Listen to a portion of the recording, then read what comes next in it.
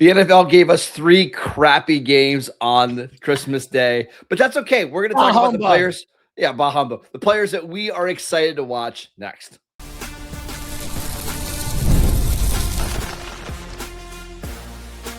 You are Locked On Dynasty Football, part of the Locked On Podcast Network. Your team every day.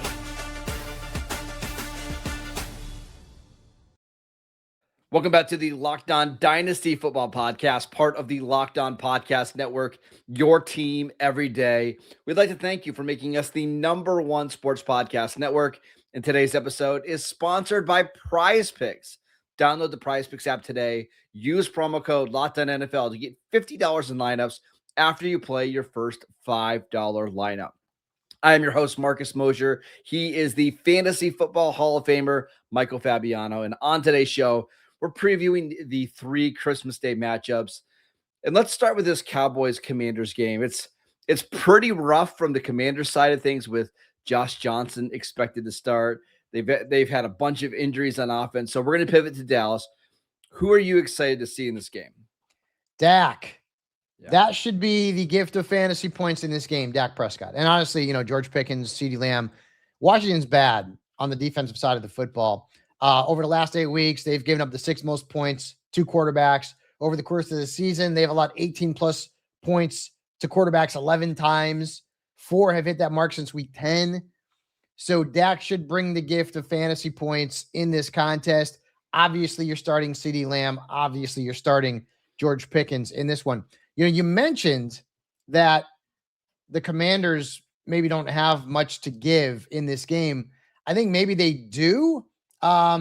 It's a bit of a risk, but I definitely want to get into that. One player, though, I do want to talk about on the Dallas side, though, is Jake Ferguson. Jake Ferguson has not been good lately.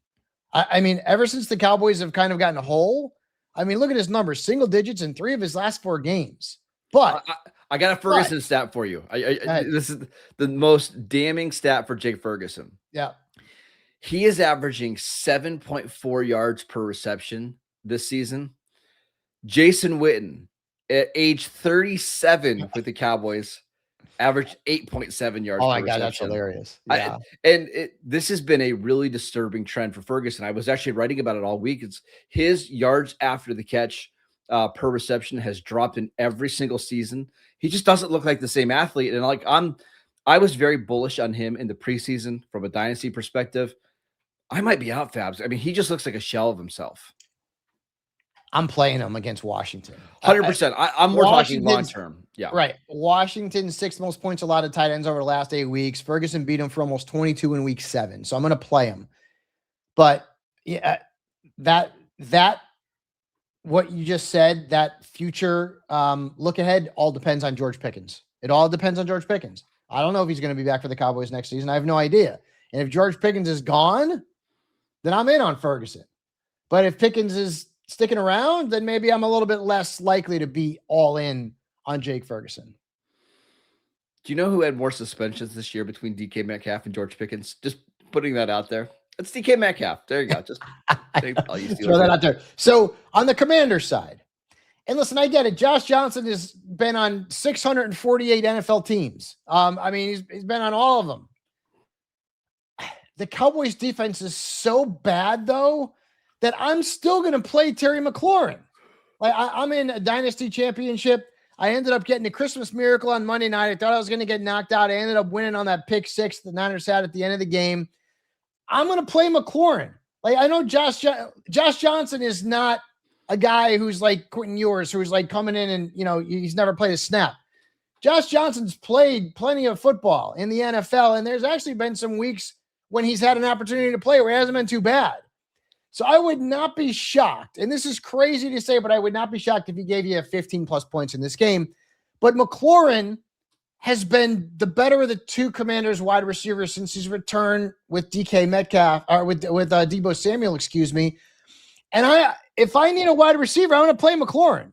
The Cowboys stink against wide receivers. Their defense is terrible. I'm glad you said just against receivers, that they don't stink all together, right? But they do. Is Quinnen Williams coming back this week?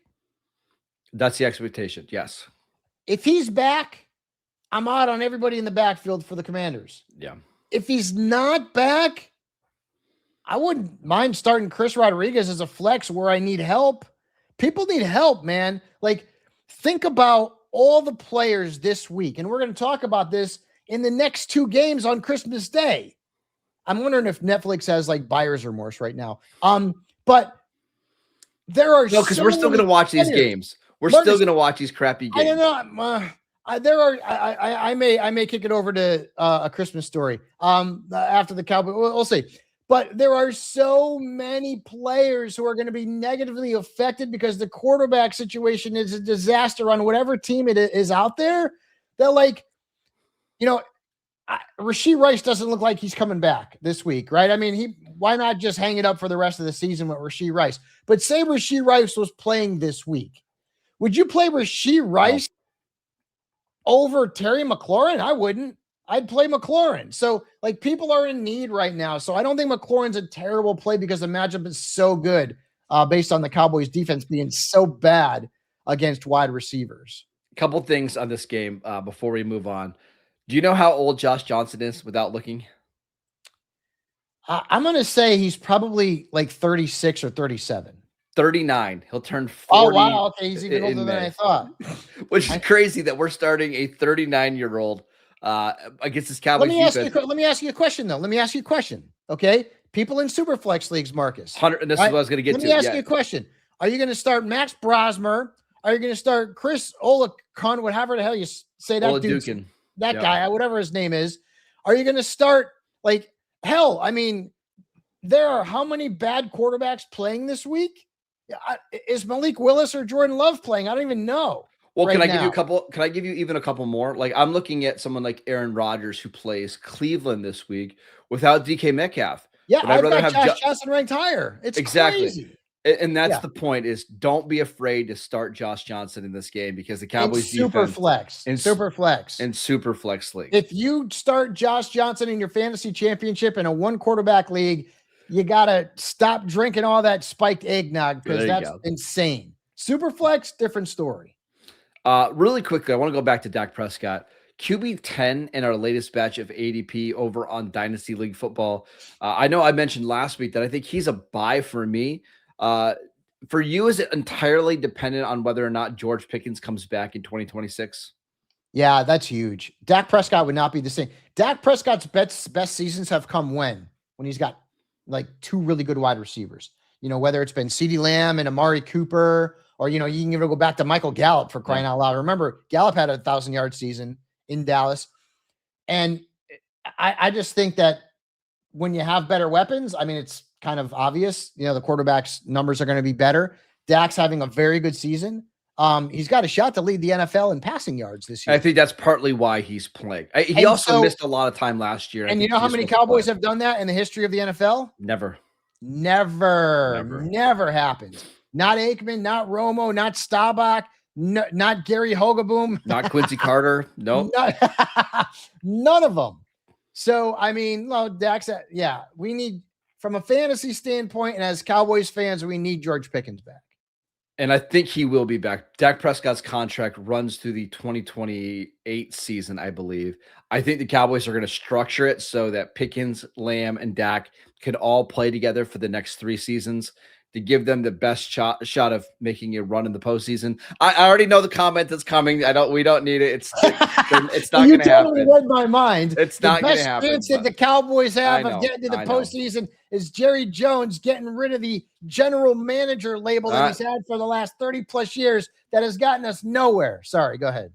I try my best, listeners, to calm him down, but it didn't work. Let's talk about this Lions-Vikings game at 4:30 on Thursday. Can the Lions bounce back after a disappointing loss against the Steelers? We'll get to that next.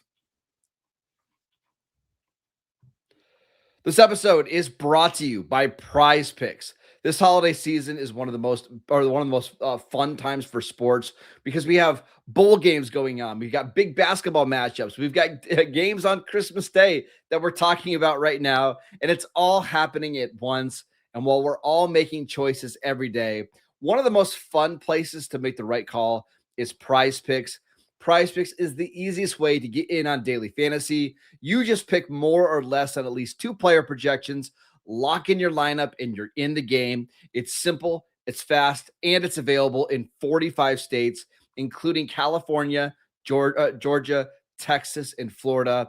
And Prize Picks has added an extra layer of excitement to the holiday sports schedule. Creating a lineup takes less than a minute, and the app makes the whole process incredibly smooth. So download the Prize Picks app today. Use promo code LOCKEDONNFL to get $50 in lineups after you play your first $5 lineup. That's promo code LOCKEDONNFL to get $50 in lineups after you play your first $5 lineup.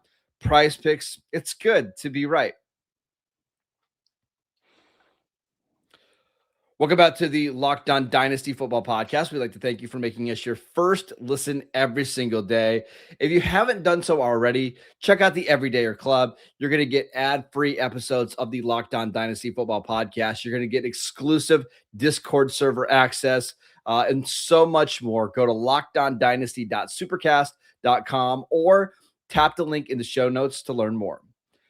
All right, Fabs, let's talk about this Lions-Vikings matchup. It's really a big game for Detroit. Detroit has to win their final 2 games, and they need the Packers to lose out in order to make the playoffs. This Lions offense was pretty bad against Pittsburgh for 90% of that game. Do you think they bounce back this week? No. Minnesota's defense is awesome right now. I mean, Jared Goff had a really good fantasy performance last week, right? He had a really good game. We told you to start him. He had a really good game.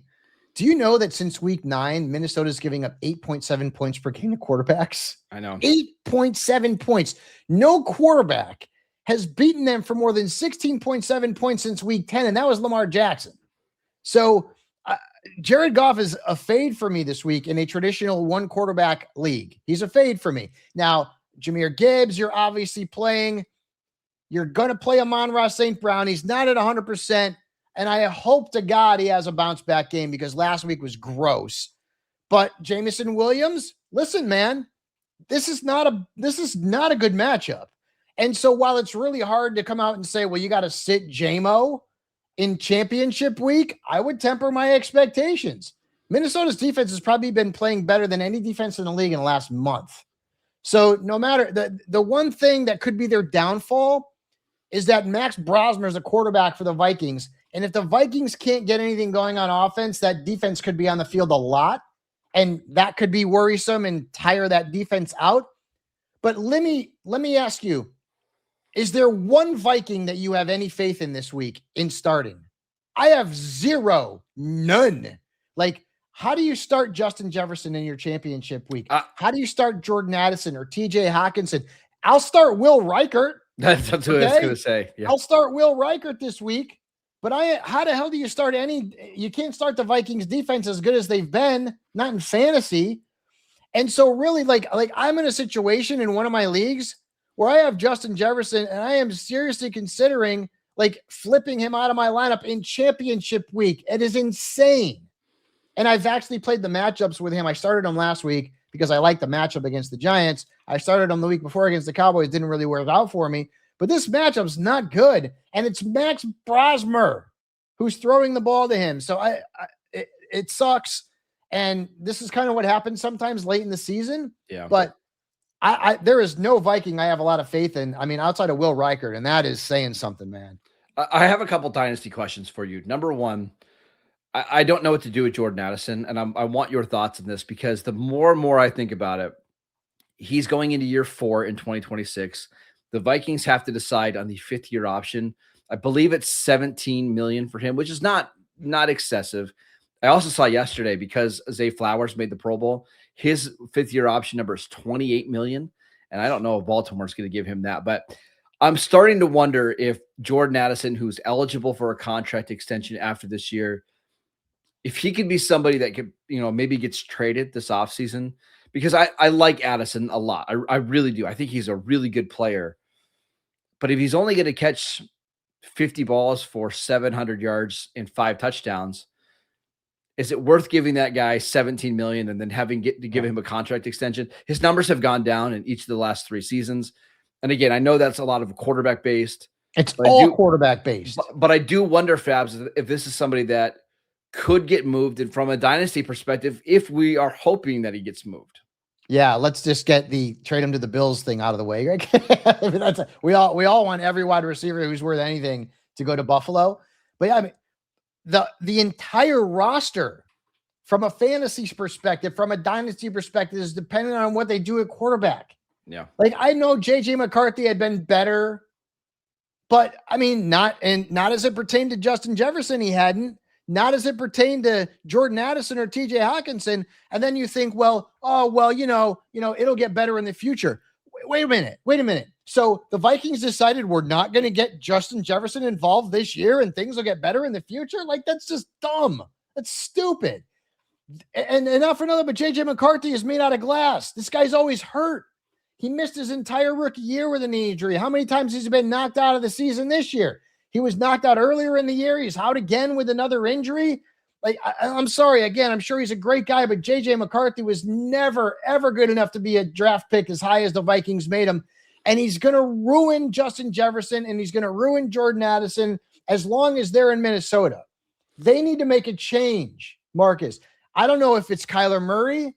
I don't know if it's Tua Tagovailoa. I don't know who it is. I just don't see that happening next year. I think they're going to then I am out on every Viking. I am out on every Viking, including Justin Jefferson. I am out. I want nothing to do with those guys. If JJ McCarthy is going to be the quarterback, and that assumes, Marcus, that he'll play 17 games. And based on his track record, he won't, which means who's their backup going to be next year? Well, and that's what I was going to make a point. Man. I think they're going to be very invested into the backup quarterback situation, so they don't get into a spot like they did this year where it's Carson Wentz and Max Brosmer. So like a Marcus Mariota, but I think Mariota could be a starter somewhere.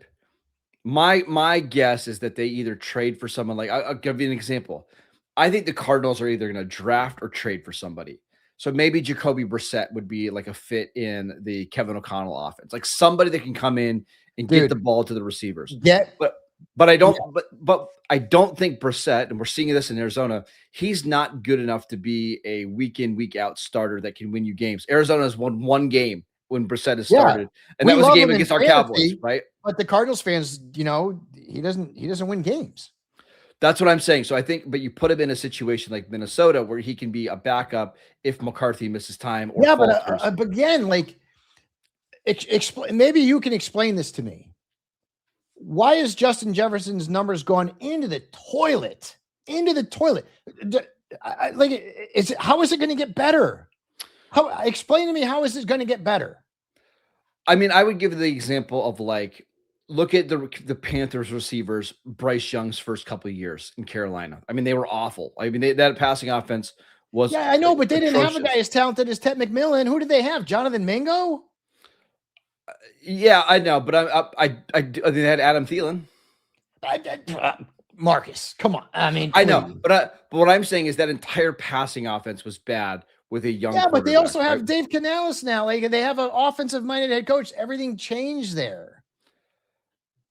Everything changed there. I don't get, if you're a quarterback who's been given the reins of an offense that has Justin Jefferson, he's getting 12 targets a game minimum. He's my playmaker. He's going to make me look good. He's going to help make me money. And they can't do it because they don't trust this kid. They don't trust him. And if you look at the numbers when he's had good fantasy games, it's because he's rushed for a touchdown or he's rushed for some yards. It's never because of his passing ability. I will be out on every Viking if JJ McCarthy is the quarterback next year. I'll be out. And I'm not going, even if they get Brissett as a backup, I'm not going to wait for McCarthy to get hurt to end up being able to play a guy like Justin Jefferson. Justin Jefferson will be drafted as a wide receiver 2 next year. Think about this. This is one of the greatest wide receivers to ever come into the league in his first, 4 or 5 seasons. I don't know that he will be. And JJ McCarthy has neutered him. I don't think he's going to be drafted as a wide receiver too. And again, from a dynasty perspective, from a dynasty perspective, he's still the 8th overall player. He's wide receiver 6 right now. All right, wait. Before I want to get into a bigger conversation then. So you tell me, I'm going to give you a bunch of wide receivers, and you're going to tell me whether or not these guys would be drafted ahead of Or yeah, but just give it to me in Dynasty because I don't really care about redraft. No, just give it to me in that's Dynasty. what I'm talking about. I'm talking about Dynasty startups. Yeah. That's what I'm talking. I'm talking about Dynasty startups right now. So first off, Jackson Smith and Jigba. Yes. JSN. Yes. Jamar Chase. Yes.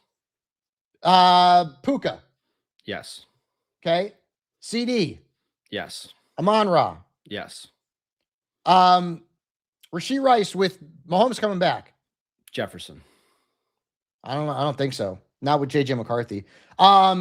Nico Collins. Jefferson. Ted McMillan. Jefferson. Yeah, I mean, I'm Drake London.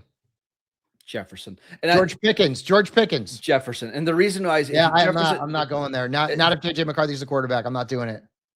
For me, the reason why I do it is I trust Kevin O'Connell to either get McCarthy back into a more, adequate level, which I think he can do, or to bring in somebody else. Look at the quarterbacks that he's, revived in Minnesota. Like, he's going to bring in somebody.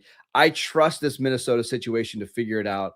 I'm not all that concerned from a long-term perspective. You could be right. I think there's a chance McCarthy is absolutely awful and he busts. I think Minnesota is going to have a much better backup plan in 2026. But I don't want to go. I don't want to draft a player that I'm going to be hoping the backup quarterback starts playing to start him.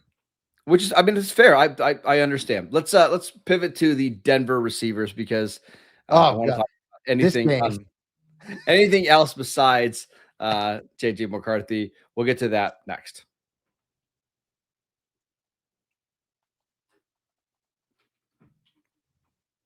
Welcome back to the Locked On Dynasty Football Podcast. We'd like to thank you for making us your first listen every single day.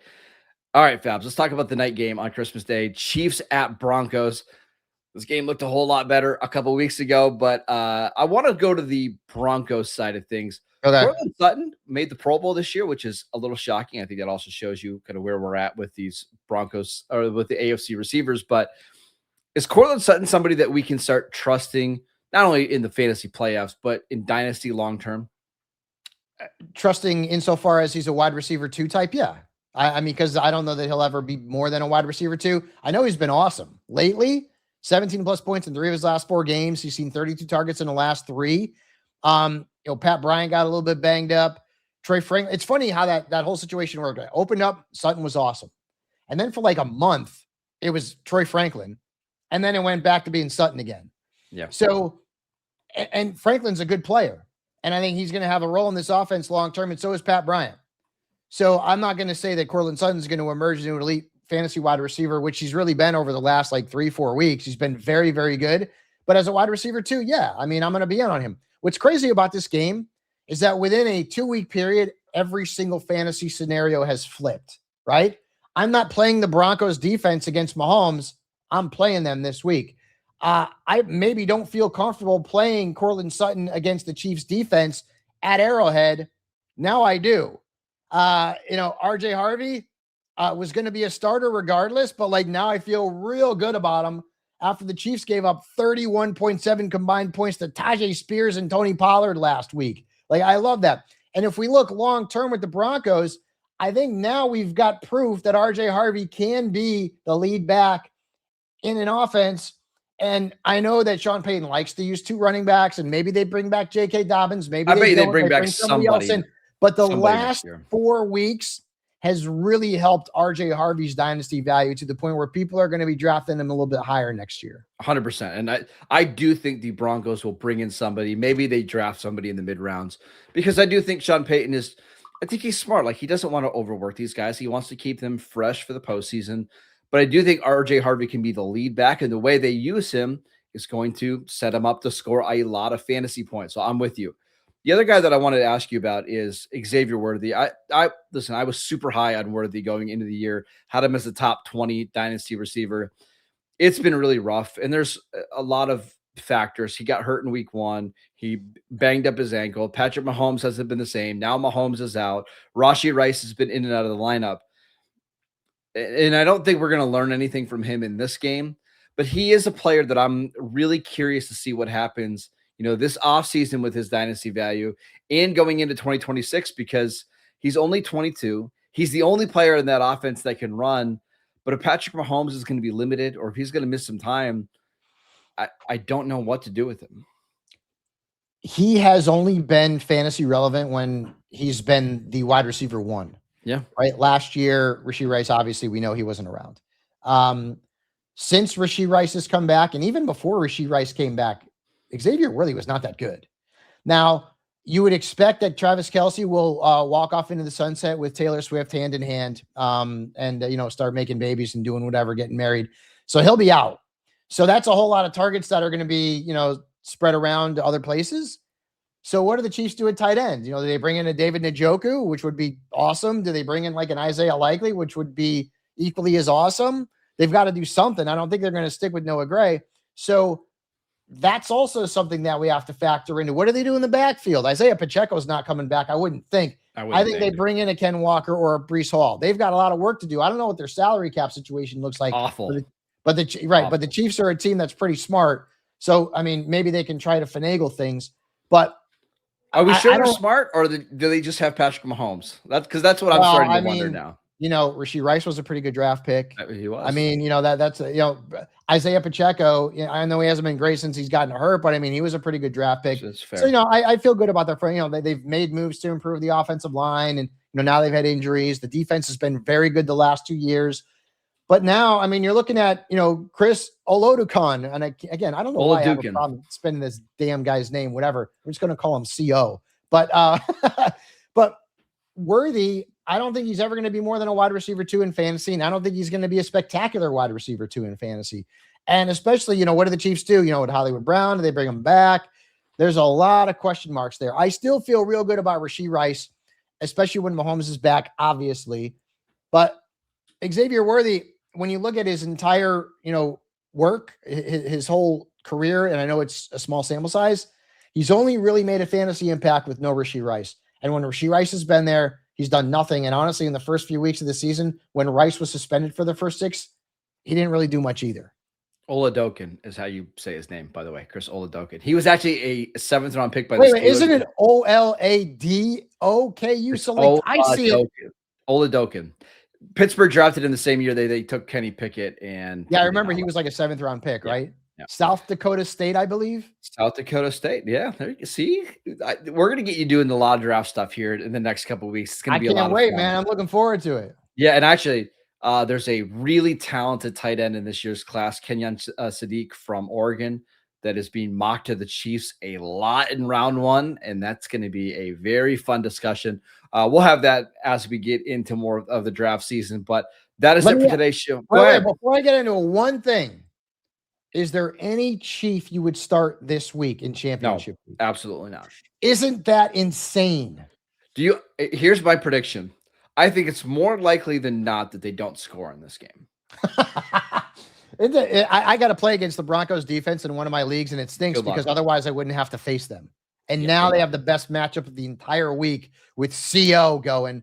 He'll probably throw about 5 picks. Enjoy that. I got you. Make sure you drink a lot, have a lot of wine, maybe a little eggnog with a little, a little, fun stuff. There's kids that listen to the show, Fab. It's all right, though. Well, you guys have a Shirley Temple, but it is going to be a rough day of football. Let's put it that way. That's right. Still, a rough day of football is better than a day with no football. That is it for today. We'd like to thank you for making Locked On Dynasty Football your first listen every single day. If you need a last-minute holiday gift or someone keeps asking you what you want, make it easy. Ask for the Everydayer Club. Ad-free episodes of the show, exclusive Discord server access, and more. Subscriptions can be gifted through the Locked On Dynasty Football link. And for those of you on video, we can send you the first ever 24/7 national NBA YouTube channel. And on audio, make your second listen the Locked On NFL podcast. Follow Fabs on Twitter at Michael_Fabiano. I'm at Marcus_Mosher. Enjoy Christmas, and we'll see you right back here tomorrow.